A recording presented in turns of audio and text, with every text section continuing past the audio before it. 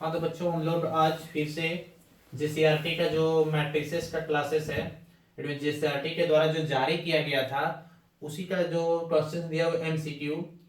इसके पहले चैप्टर में हम लोग पढ़ चुके थे इनवर्स ट्रिग्नोमेट्री फंक्शंस का। तो अब हम लोग डिस्कस करते हैं मैट्रिसेस का, देखते हैं कम से कम टाइम में कैसे बना सकते हैं, क्योंकि सारे कंपटीशंस एग्जामिनेशन में हम लोग को ऑब्जेक्टिव क्वेश्चंस बनाना है। तो पहले हम लोग बिना देर के एमसीक्यू कर लेते हैं। एमसीक्यू बनाने से क्या होगा, चैप्टर का रिवीजन भी हो जाएगा और हम लोग के अंदर कॉन्फिडेंस भी आएगा, क्योंकि एग्जाम बहुत नजदीक है और बार बार हम एग्जाम का याद दिलवा के ये मत सोचिएगा कि अनिल सर बार बार हम लोग को याद दिलवाते हैं और मेरा धड़कन तेज करता है। इसके लिए मैं नहीं कर रहा हूँ, मैं इसी के लिए सिंसियर कर रहा हूँ ताकि आप लोग पढ़ने पे ध्यान दें और अपने माइंड को कंसंट्रेट करें, ताकि इधर उधर जो भी ध्यान दिमाग कंसंट्रेट नहीं किए हैं तो एग्जाम के प्रति डेडिकेटेड होके लग जाइए। तो चलिए आज हम लोग फिर से चलते हैं मैट्रिसेस का ऑब्जेक्टिव क्वेश्चन सॉल्व करने के लिए। ठीक है बच्चों, तो चलते हैं हम लोग इसका क्वेश्चंस के लिए। तो देखिए पहला क्वेश्चंस में आपके पास ये देखिए इक्वल मैट्रिसेस दिया हुआ है, 2 row 2 column 2 row 2 column equal matrix है। Find the value of x y z. जल्दी से देखिए बिना देर के हुए y देखिए यहां से मिला देंगे, z का वैल्यू 2 और x का वैल्यू 5। देखिए कौन सा ऑप्शंस में यहीं से मिलाते हैं, y का वैल्यू 1 किसमें है, इसमें और इसमें है, तो इसमें चांसेस है ये और ये ऑप्शन पहले कट गया। आप फिर से मिलाते हैं z का वैल्यू 2, तो z का वैल्यू देखिए यहाँ 2 एक ही में है, z का वैल्यू 5 है तो ये भी कट गया, तो एक ही ऑप्शन आ गया। अब हम लोग चलते हैं क्वेश्चन नंबर 2 पे। तो क्वेश्चन नंबर 2 में है क्या बच्चों, देखते हैं। If A and B are two matrices, then A plus B whole square is equal to। तो A plus B का whole square is equal to यहाँ पे दिया हुआ बच्चों, A plus B का whole square इक्वल टू, तो direct कोई बच्चा लोग क्या करेगा कि क्लास 10 से पहले हम लोग पढ़े A square plus B square plus 2ab, तो वो नहीं होगी, ऑप्शंस तो होगा नहीं। मल्टीप्लिकेशन करना, मैट्रिक्स का मल्टीपल ऐसा होता है बच्चों, a प्लस बी का whole square equal to a plus b into a plus B.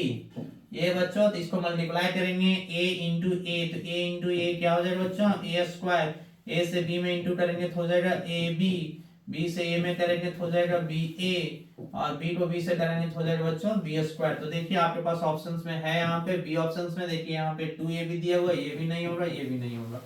इसके बाद हम लोग चलते हैं क्वेश्चन नंबर 3 पे। तो क्वेश्चन नंबर 3 पे चलते हैं, क्या है बच्चों, if a and b are two matrices then A b, ये क्या दिया हुआ आप लोग का, ट्रांसपोज दिया हुआ है, ए बी का ट्रांसपोज। ठीक है बच्चों, तो ए बी का ट्रांसपोज आपके पास दिया हुआ है, तो हम लोग पढ़े हैं ए बी डैश पढ़ते जनरली, तो बी डैश इंटू ए डैश। देखिए प्रॉपर्टी से सारे क्वेश्चंस है, बी डैश इंटू ए डैश कौन सा, ऑप्शन नंबर बी में है। इसके बाद चलते हैं क्वेश्चन नंबर 4। क्वेश्चन नंबर 4 चलते हैं हम लोग। क्वेश्चन नंबर 4 देखिए यहाँ पे दिया है, विच ऑफ द फॉलोइंग, आपके पास क्वेश्चन नंबर 4 में है बच्चों आपके पास question number 4।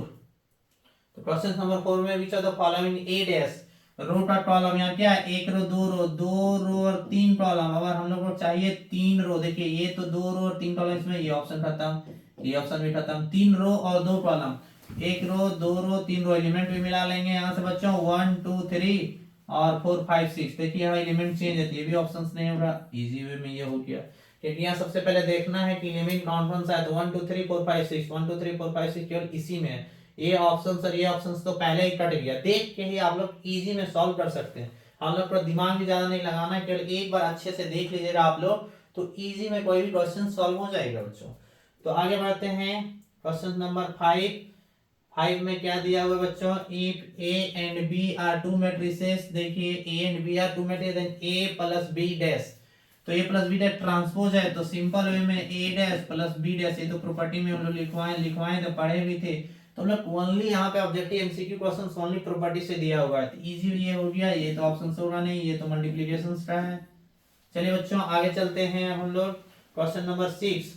A square matrix b said to symmetric, symmetry का क्या डेफिनेशन है बच्चों, ये सिमेट्री का डेफिनेशन हर एक बच्चा को पता होगा कि सिमेट्री का डेफिनेशन होता है कि कोई भी मैट्रिक्स है बी है तो बी डैश बराबर बी, ये सिमेट्री का आपके पास प्रॉपर्टी है स्पेशल। देखिएगा यदि सिमेट्रिक दिया हुआ है तो स्क्यू सिमेट्रिक भी होगा, और ये बी डैश ये स्क्यू सिमेट्री का प्रॉपर्टी है बच्चों। देखिए हमको लगता है कि नेक्स्ट क्वेश्चन यही सबसे रिलेटेड दिया हुआ होगा, डेफिनेशन यहीं पे डिस्कस कर दिए हैं। यदि आपके पास B dash equal to B आगे सिमेट्रिक है और बी डैश माइनस, तो ये तो ऑप्शंस यहाँ है नहीं, ये तो होगा नहीं, ये भी कैंसल। देखिए आगे क्वेश्चंस में क्या इसकी सिमेट्री, देखिए 6 में हम डिस्कस कर ही रहे थे कि 7 में आपके पास क्वेश्चंस पहले से दे चुका है, तो ऑलरेडी पढ़ते पढ़ते आइडिया आ जाएगा कि इसके बाद का क्वेश्चंस कौन सा क्वेश्चंस होगा। तो चलिए 7 नंबर a square matrix b said to skew symmetric. देखिए बच्चों स्क्यू सिमेट्रिक मैट्रिक्स का आपके पास है ऑप्शंस में, यहाँ पे skew symmetric matrix, skew symmetric matrix का क्या है, ये देखिए सिमेट्रिक के लिए भी पढ़े थे, ये तो होगा नहीं, स्क्यू सिमेट्रिक में भी हम लोग डिस्कस किए थे, देखिए ये भी नहीं होगा, ये भी। चलिए तो स्क्यू सिमेट्रिक हो गया। चलिए चलते हैं हम लोग नेक्स्ट क्वेश्चन पे, क्वेश्चन नंबर 7 तक हो चुका है और नेक्स्ट क्वेश्चन में चलते हैं 8 से। क्वेश्चन नंबर 8 है, देखिए बच्चों आपके पास 8 में क्या दिया हुआ है, हाँ सिंगुलर मैट्रिक्स। आप देखिए यहाँ पे बच्चों सिंगुलर का चर्चा किया गया, singular matrix square matrix B is said to be a singular matrix। तो सिंगुलर मैट्रिक्स किसको बोलते हैं बच्चों, जिस डिटरमिनेंट का वैल्यू B के बारे में बोला गया है B इक्वल टू 0, इसको बोला जाता है सिंगुलर। और B डिटरमिनेंट का वैल्यू यदि 0 के बराबर नहीं हो रहा, इसको बोलते हैं नॉन सिंगुलर। आगे देखिए क्वेश्चन पक्का दिया हुआ होगा बच्चों, अभी तक तो हम लोग क्वेश्चन देखे नहीं थे, देखिए नॉन सिंगुलर नेक्स्ट क्वेश्चन में दिया ही है आपके पास ऑलरेडी। क्वेश्चन नंबर 9 में है, ये क्या दिया हुआ है 9 में, या square matrix b said to be a non singular matrix. तो देखिए सिंगुलर है बी डिटरमिनेंट 0, नॉन सिंगुलर का ये हो जाएगा बी डिटरमिनेंट का वैल्यू नॉट इक्वल टू 0। चलिए अब हम लोग पढ़ते हैं 8 पढ़ लिए 9। क्वेश्चन नंबर 10 में आता है, 10 में आता है बच्चों, if a capital A be the matrix then A inverse, A और A inverse is equal to, तो ए इनवर्स इक्वल टू, इसी को तो बोलते हैं हम लोग, ये a inverse equal to identity matrix, इसी का दूसरा नाम है यूनिट मैट्रिक्स। देखिए ये लिखा हुआ है, ये तो इंटरचेंज कर दिया, हाफ नहीं होता नन नहीं होगा।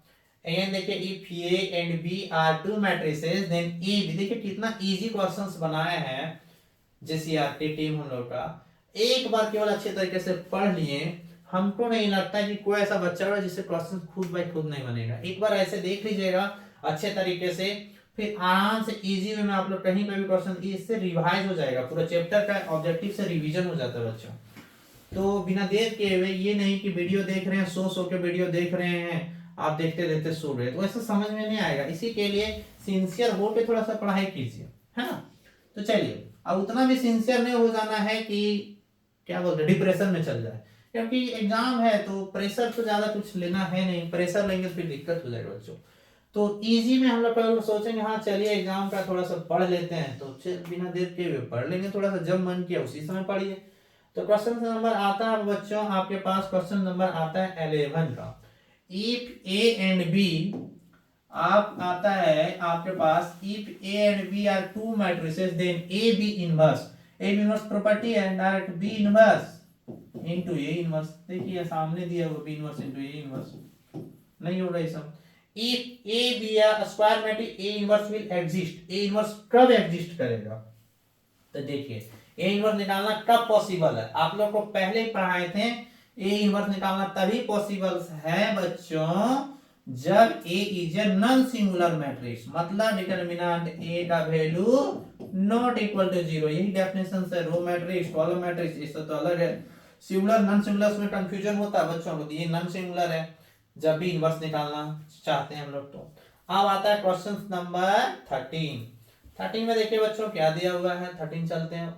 Which of the following is a non singular matrix, तो नॉन सिंगुलर के लिए भी डेफिनेशन लिखाए हैं आप लोग को कि ऐसा मैट्रिक्स जिस डिटरमिनेंट का वैल्यू 0 के बराबर नहीं आएगा। चेक करिए डायरेक्ट यहीं से माइंड में कैलकुलेशन कीजिए, 4 3 12 12 माइनस 12, ये 0 आ गया, ये नहीं हो जाएगा।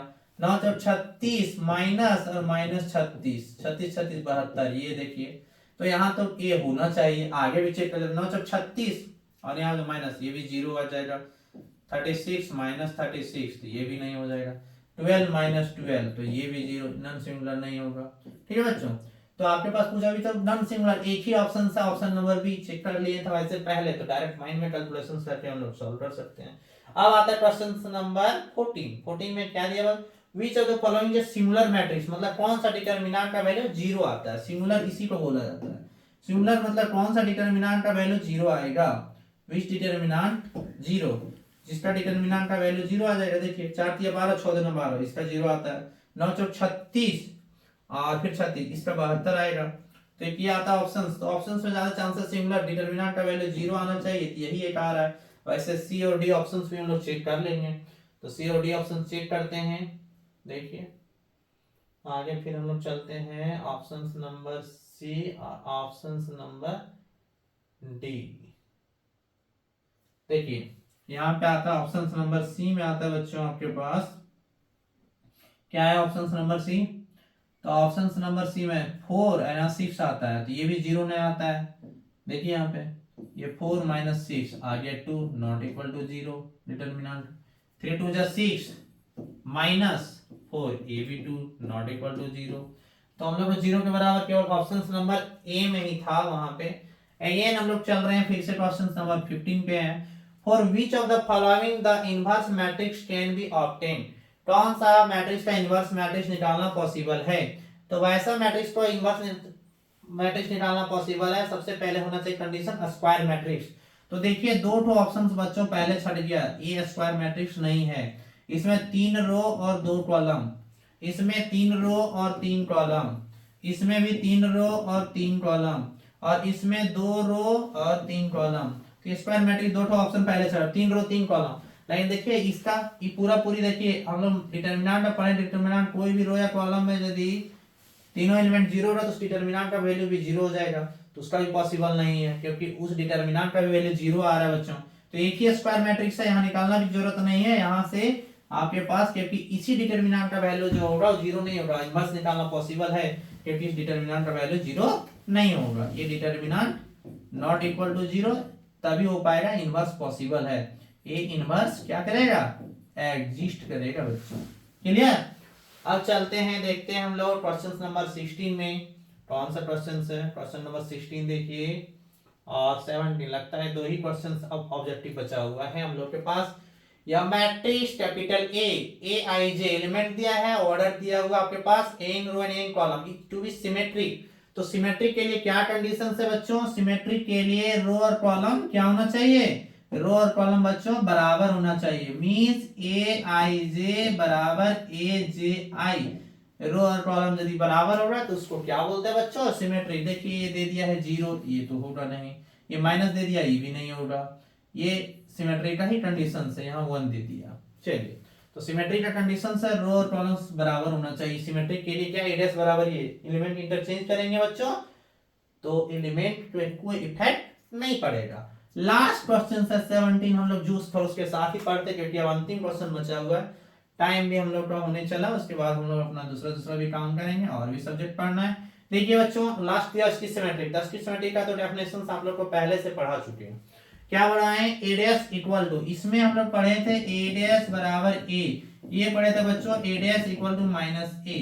ठीक है बच्चों, तो उसका ट्रांसपोज करेंगे और वो आएगा माइनस ए के बराबर। एक ही है जिसमें माइनस है, देखिए ये ऑप्शन ऐसे चला गया, ऐसा चला गया, पहले चल गया, तो आप लोग देखेंगे कि इजी वे में सॉल्व हो जाएगा। तो चलिए आज से हम लोग फिर से नेक्स्ट क्लास में मिलते हैं। आज का क्लास यहीं पे खत्म होता है।